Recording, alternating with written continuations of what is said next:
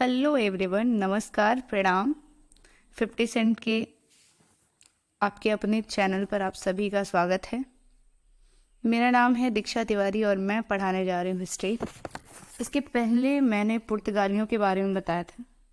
आज ये जो मेरी क्लास है वो डच कब आए, कैसे आए, जिन्हें हॉलैंड, नीदरलैंड ये सब भी कहते हैं। तो क्लास शुरू से करने से पहले हम आप लोगों के लिए कुछ लाइन बोलना चाहते हैं।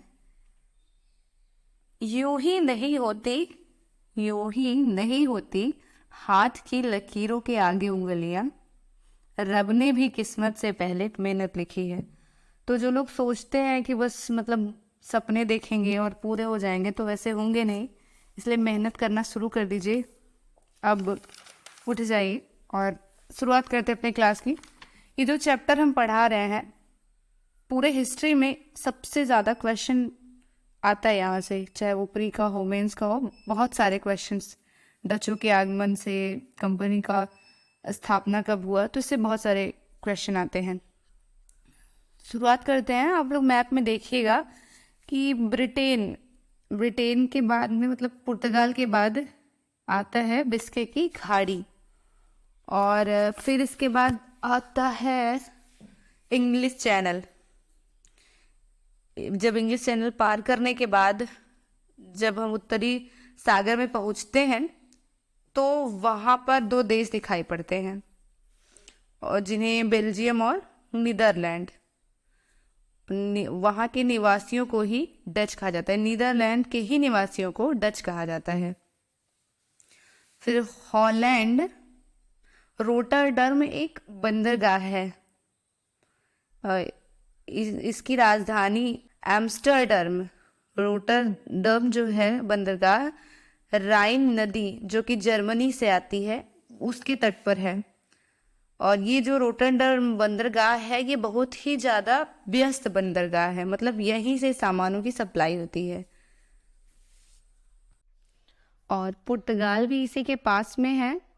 स्पेन देश पुर्तगाल भी अपना अधिग्रहण कर लिया, पुर्तगाल इसी के पास में है। स्पेन देश पर भी पुर्तगाल का ही अधिग्रहण था, और नीदरलैंड भी स्पेन के ही आधिपत्य में था। इन्होंने लिस्बन, जो कि पुर्तगाल की राजधानी है, लिस्बन से सामान को उठाया और अपने देश इंग्लिश चैनल के माध्यम से, इंग्लिश चैनल की तरफ से एम्स्टर्डम या रोटरडम, वहाँ पे ले जाना शुरू किया। तो यूरोप के जो बहुत सारे देश थे, वहाँ पे सामान बेचना, ले जाके फिर सामान बेचना शुरू कर दिया। और सामान कौन सा था? तो जो इंडिया से जा रहा था, जिसमें मसाले थे, वस्त्र थे, ये सब नीदरलैंड यानी डच। फिर सामान लिस्बन से उठा करके यूरोप में सप्लाई करना शुरू कर दिए। ये 1580 और 1581 के आसपास की बात है। फिर उन्होंने धीरे धीरे सामान बेचकर जो पैसे, सामान बेचकर, जो वस्त्र और मसाले बेचकर जो पैसे इकट्ठा किए, उससे उन्होंने सोचा कि पहले, क्योंकि पुर्तगालियों के पास ये सब था, तो उन्होंने सोचा कि पहले हम इन पैसे से नौसेना और जलयान तैयार करते हैं। आपको पता है पुर्तगाल वालों के पास हिंद महासागर में किस ताकत से के दम पर बैठा हुआ है? तो नौसेना की वजह से, क्योंकि उनके पास नौसेना की ताकत अच्छी थी। तो अगर हमारे पास अच्छी नौसेना होगी तो अच्छी जलयान होंगे। हम भी जाकर भारत से, ये सब डच वालों ने सोचा कि अगर हमारे पास नौसेना अच्छी होगी और जलयान अच्छा होगा, तो हम भी डायरेक्ट जाके भारत से जो है व्यापार कर सकेंगे। और उस व्यापार में जो हमारे मुख्य प्रतिद्वंदी होंगे वो पुर्तगाली, और पुर्तगाल के पास बहुत ज़्यादा अच्छी सेनाएं थी। तो हमें अच्छी सेना और अच्छे जलयान बनाने होंगे, तब ही हम जाकर भारत से व्यापार कर सकेंगे। लेकिन तब तक नहीं, जब तक कि नौसेना और जलयान का काम पूरा ना हो जाए। तब तक वो लोग नहीं गए जब तक उनका जो नौसेना और जलयान का काम पूरा नहीं हुआ। इसके बाद इसके पहले ये हिंद महासागर नहीं, इसके जब तक इनके पास में नौसेना और जलयान पूरा नहीं हो गया, मतलब ये वाला काम पूरा नहीं हो गया, तब तक ये लोग हिंद महासागर के क्षेत्र में नहीं गए और लिस्बन से ही सामान उठाकर अपने देश के माध्यम से ये यूरोप में सप्लाई करते रहे। इसमें बहुत से व्यापारी नीदरलैंड से लगे रहे।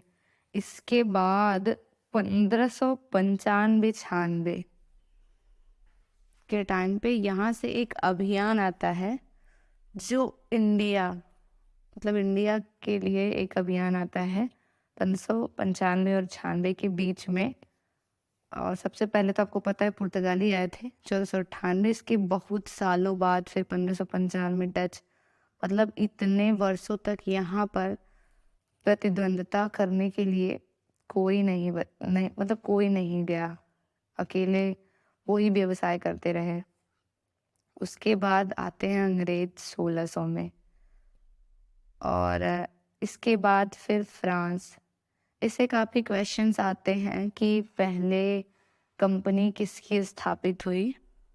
तो आप लोग ध्यान दीजिएगा कि पहले जो है वो पुर्तगाली, दूसरे दो जो है वो अंग्रेज, और तीसरे डच, और आखिरी में आते हैं फ्रांसीसी 1644 में।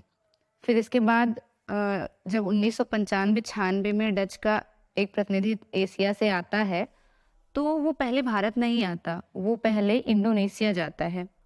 आप मैप में देखिएगा कि इंडोनेशिया मतलब जकार्ता, मलाया, जावा द्वीप मिलेंगे वहाँ पे बंगाल की खाड़ी के बाद।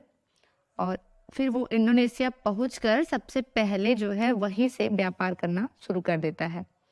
इसके बाद वो भारत भी आए थे, मतलब उसी टाइम वो भारत भी आए थे, लेकिन उनका जो पहला व्यापार था वो इंडोनेशिया से ही शुरू हुआ था, मतलब मसालों से ही। और इंडोनेशिया को जो है मसालों का द्वीप कहा जाता है।